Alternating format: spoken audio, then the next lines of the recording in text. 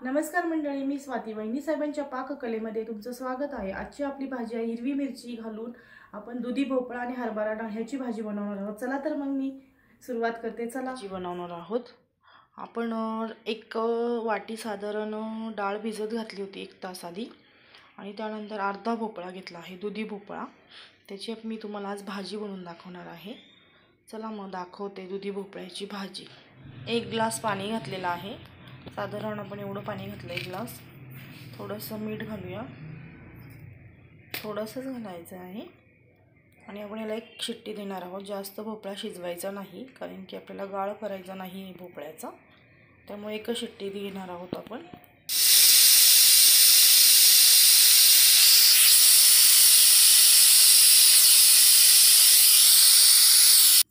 आपली 1 शिट्टी घेऊन झालेली आहे। त्याच्या भाजीसाठी लागणारं साहित्य: कांदा, टोमॅटो, कढीपत्ता, जिरी मोहरी, हळद आणि वाटण्यासाठी लागणारं साहित्य 4-5 हिरव्या मिरच्या, लसूण, कोथिंबीर। आपण डाळ मग शिजवून घेतलेली आहे अशा पद्धतीने, भोपळा आणि डाळ, आणि तेल आणि चवीपुरतं मीठ। तर आपण आधी वाटण करून घेऊया। वाटण करताना थोडंसं मीठ घातलं आपण, आणि आपण मगाशी डाळ शिजताना मीठ टाकलं होतं। आपण कढई गरम करायला ठेवलेली आहे। तर आता भोपळ्याच्या भाजीसाठी लागणारं साहित्य: 1 टोमॅटो, 1 छोटा कापलेला कांदा, कढीपत्ता, जिरं, मोहरी, हळद, मगाशी तुम्हाला जे वाटण दाखवलं मी ते, आणि भाजी भोपळा आणि डाळ, आणि तेल आणि थोडंसं चवीपुरतं मीठ। आपण तेल टाकूया।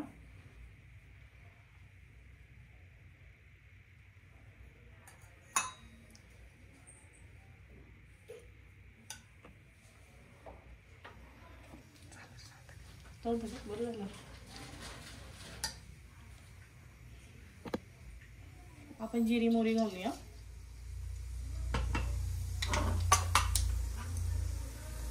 टोमॅटो, कढीपत्ता, कांदा आणि कढीपत्ता घालूया।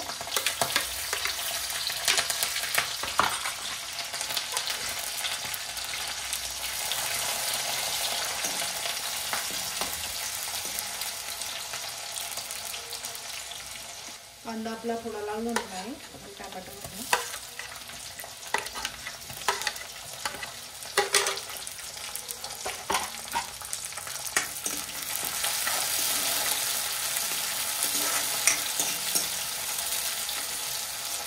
खूप सुंदर होती भाजी खायला।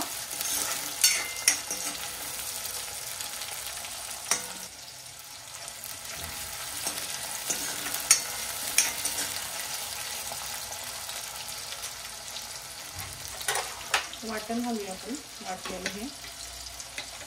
तुम्ही तुमच्या अंदाजाने मिरच्या घेऊ शकता।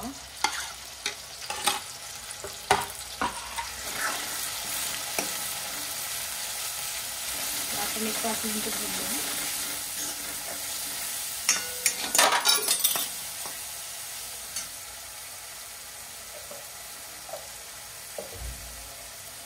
थोडंसं वाटणाचं पाणी आहे ते घालूया।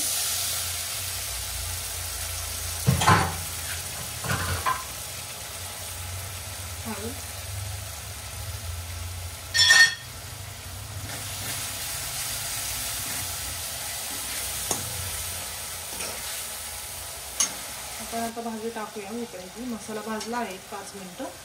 आपण हे शिजवलेला डाळ भोपळा घालूया, आणि जास्त पाणी नाही घालायचं,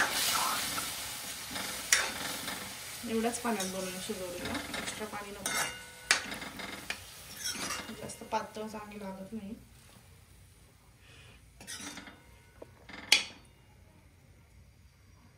तर आपण 1-5 मिनिटं शिजवून देऊया। हे अशा पद्धतीने मी माझ्या पद्धतीने हिरव्या मिरचीचा भोपळा बनवला आहे, दुधी भोपळा डाळ भोपळा बनवलेला आहे। एकदा बघा नक्की करून, खूप सुंदर होतो, टेस्ट पण खूप छान लागते।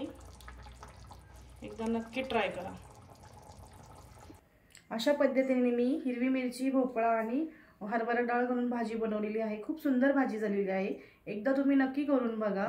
लाईक करा, शेअर करा, सबस्क्राईब करा। धन्यवाद। पुन्हा भेटूया एका नवीन रेसिपी सोबत।